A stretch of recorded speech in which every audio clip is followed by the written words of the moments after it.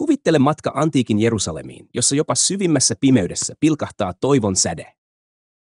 Jeesuksen Kristuksen kuoleman jälkeen maailma järkkyi ja ravisteli luonnon ja ihmisten perusteita. Jerusalemin temppelin verho repesi valtavasti, samalla kun maa tärisi ristillä riippuvan vapahtajan kärsiessä. Sarja mystisiä tapahtumia aikanaan pyhät nousivat haudoistaan ja ilmestyivät Jerusalemin kaduille julistaen ikuisen elämän toivoa. Samalla opetuslapset seisoivat epätoivoisina, aiheuttaen levottomuutta ja epävarmuutta yhteisössä. Tällä matkalla paljastamme ihmisen ja jumalallisen välisen mysteerin ja koemme, kuinka jopa syvimmässä pimeydessä toivon säde nousee esiin.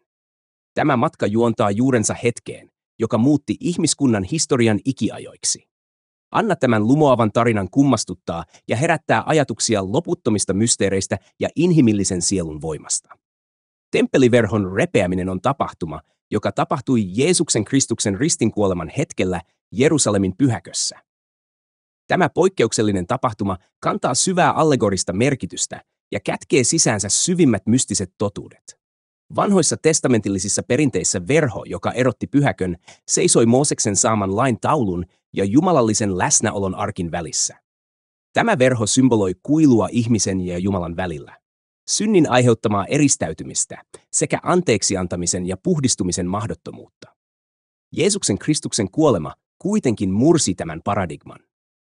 Kun ristille naulattu Jeesus antoi viimeisen henkäyksensä, maa järisi ja temppelin pyhäkön erottava verho halkesi valtavasti, kummallisella ja järkyttävällä tavalla. Tätä tapahtumaa voidaan tulkita monella tavalla. Ensinnäkin se symboloi aiemman eristyneisyyden loppumista ihmisen ja Jumalan välillä. Jeesuksen uhrina vuodatettu veri sovitti ihmiskunnan synnit ja tie avautui suoraan yhteyteen ihmisten ja Jumalan välillä sekä pelastukseen. Toiseksi tämä tapahtuma osoittaa jumalallisen anteeksiantamuksen ja armon ilmenemisen. Verhon repeäminen osoittaa, että jumalallinen läsnäolo ja pyhäkön pyhät eivät enää ole saavuttamattomissa ihmisille. Uuden liiton solmiminen Jeesuksen Kristuksen veren kautta avasi tien ihmisille lähestyä Jumalaa suoraan ja rohkeasti. Lopuksi tämä merkittävä tapahtuma merkitsi vanhan järjestelmän lopullista loppua. Temppeliverhon repeäminen osoittaa, että vanhan testamentin lait ja seremoniat menettivät merkityksensä, ja uuden liiton aika koitti. Jeesuksen Kristuksen uhri ylitti kaikki aiemmat uhrit ja lahjoitti toivoa ikuisesta elämästä niille, jotka uskovat häneen. Näin ollen temppeliverhon repeäminen ei ollut vain fyysinen ilmiö, vaan mystinen ja syvällisesti symbolinen tapahtuma, joka välittää viestin ikuisen elämän mahdollisuudesta ja sovinnosta Jumalan ja ihmisen välillä kaikille maailman ihmisille. Maanjäristys oli kosminen järkytys, joka nousi maan syvyyksistä suoraan reagoidakseen maailmankaikkeuden dramaattisimpaan tapahtumaan, Jeesus Kristuksen ihmiskunnan vapahtajan ristiinnaulitsemiseen. Tämä maanjäristys ei ainoastaan hiponnut maantieteen lakeja, vaan se oli myös universumin syvemmän järjestyksen, inhimillisen olemassaolon mysteerin ja jumalallisen vihan ja armahduksen ilmaus. Maanjäristys hioi pyhien alueiden kiviä, herätti vuorten salaperäisesti lepääviä kallioita ja ravisti ihmisten jalkoja syvällä maan uumenissa. Universumi itsekin sekaantui tähän hetkeen, ja luonto tuntui melkein tuntevan tuskaa ristiinnaulitun Jeesus Kristuksen kärsimyksen vuoksi. Tämä kosminen reaktio oli monitahoinen. Ensinnäkin tämä maanjäristys oli maallisen maiseman todellinen reaktio ihmiskunnan suurimpaan tapahtumaan. Tällaiset valtavat luonnonilmiöt olivat perinteisesti olleet jumalallisen vihan ja sortamisen merkkejä, mutta tässä tapauksessa maanjäristys oli ennemminkin pyhä ja kirkas muutos, pelastuksen uudistumisen ennusmerkki. Toiseksi tämä maanjäristys oli mystinen merkki, joka paljastaa syvän yhteyden ihmisen ja luonnon välillä. Ihmiset ja luonto kärsivät molemmat Jeesuksen Kristuksen kuolemasta, mikä osoittaa ihmisen synnin painon ja ihmisen ja luomakunnan välisen haurassuhteen. Lopuksi tämä maanjäristys merkitsi siirtymää vanhan ja uuden liiton välillä. Vanhan testamentin aikoina luonnon katastrofit olivat jumalallisen vihan ilmaisuja, mutta maanjäristys Jeesuksen Kristuksen kuoleman jälkeen ennemminkin merkitsi uuden elämän ja jumalallisen armon uuden aikakauden alkua. Näin ollen maanjäristys, vaikka se nousi maan syvyyksistä, oli paljon enemmän kuin yksinkertainen geologinen ilmiö. Se oli jumalallinen ilmoitus, joka julisti ihmiskunnalle uudesti syntymisen ja pelastuksen toivon, uuden harmonian mahdollisuuden luonnon ja luotujen olentojen välillä. Ylösnousseiden pyhien ilmestyminen oli ihmeellinen tapahtuma, joka tapahtui Jerusalemissa Jeesuksen Kristuksen ristiin naulitsemisen jälkeen, kun monista haudoista nousseet pyhät ilmestyivät monille. Tämä uskomaton ja mystinen tapahtuma kantaa syvää mystistä merkitystä ja julisti ylösnousemuksen mysteeriä ihmiskunnalle. Evankeliumit mainitsevat, että Jeesuksen Kristuksen ristiinnaulitsemisen hetkellä useita hautaaukkoja avautui Jerusalemissa, ja ylösnousseet pyhät ilmestyivät monille. Nämä pyhät, jotka olivat olleet jo pitkään kuolleita, julistivat elämää ja ylösnousemusta ihmisille sekä todistivat ihmisen ja ikuisen elämän välisestä suhteesta. Tätä ilmiötä voidaan tulkita monin tavoin. Ensinnäkin tämä ylösnousseiden pyhien ilmestyminen symboloi ikuisen elämän toivoa ja uudesti syntymisen mysteeriä. Ylösnousseiden pyhien läsnäolo osoittaa, että kuolema ei ole loppu, vaan alku, ja että ihmiset voivat elää toivossa ikuisesta elämästä. Toiseksi, tämä tapahtuma on Jumalan loputtoman armon ja voiman ilmoitus. Ylösnousseiden pyhien uudelleen herääminen vahvisti, että Jumala lunastaa jokaisen uskovan ja että kukaan ei voi jäädä kadotukseen hänen armollaan. Lopuksi tämä ilmiö julisti uuden liiton tulemisen ennusmerkiksi.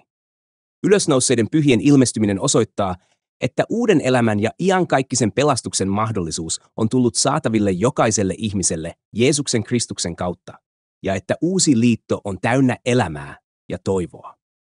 Siksi ylösnousseiden pyhien ilmestyminen ei ollut vain mystinen ilmiö, vaan Jumalan ilmoitus, joka julisti ihmiskunnalle ikuisen elämän toivoa ja uudesti syntymisen mysteeriä. Tämä tapahtuma todistaa, että Jumala on voimallinen ja loputon armossaan, eikä kukaan voi jäädä kadotukseen, ja että uusi liitto tarjoaa elämää ja toivoa jokaiselle ihmiselle. Opiskelijoiden epätoivo ja sekasorto välittömästi Jeesuksen Kristuksen ristiinnaulitsemisen jälkeen merkitsivät opetuslasten keskuudessa puhjenneen hämmennyksen ja emotionaalisen vuoristoradan alkua. Tämä reaktio oli syvästi inhimillinen ja paljon enemmän kuin pelkkää tavallista surua tai pettymystä. Se oli sydämissään syvälle juurtuneen tuskan ja epävarmuuden purkaus. Opetuslapset, jotka seurasivat ja oppivat Jeesukselta, kohtasivat äkillisesti maailman suurimman tragedian, heidän mestarinsa ja vapahtajansa ristiinnaulitsemisen. Nämä ihmiset, jotka olivat vuosia kulkeneet Jeesuksen rinnalla ja olivat todistaneet hänen ihmeitään ja opetuksiaan, tunsivat yhtäkkiä kaiken olevan menetetty. Toivo, jonka he olivat nähneet Jeesuksessa Kristuksessa, oli haudattu maahan, ja heidät ympäröivät epäilyn ja sekasorron myrskyt.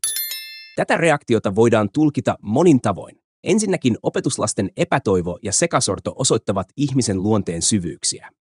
Jopa ne, jotka olivat suoraan lähellä Jeesusta, eivät olleet valmistautuneet siihen, että menettäisivät hänet näin äkillisesti ja traagisesti. Tämä reaktio osoittaa, että inhimillinen sydän on heikko ja hauras, ja että kärsimys ja menetys voivat ravistaa jokaista. Toiseksi tämä reaktio osoittaa, että opetuslapset eivät vielä täysin ymmärtäneet Jeesuksen opetuksia ja tehtävää. Vaikka Jeesus ennusti kärsimyksensä ja kuolemansa useita kertoja, opetuslapset eivät vieläkään täysin ymmärtäneet, että tämä tapahtuma oli osa Jumalan suurta suunnitelmaa ja kantoi pelastuksen mysteeriä. Lopuksi tämä reaktio osoittaa, että opetuslapset tarvitsivat vahvistusta ja syventämistä suhteessaan Jumalaan. Epätoivon ja sekasorron aikana opetuslasten oli palattava uskoonsa ja toisiinsa, ja heidän oli uudelleen tunnistettava Jeesuksen Kristuksen totuudet ja lupaukset.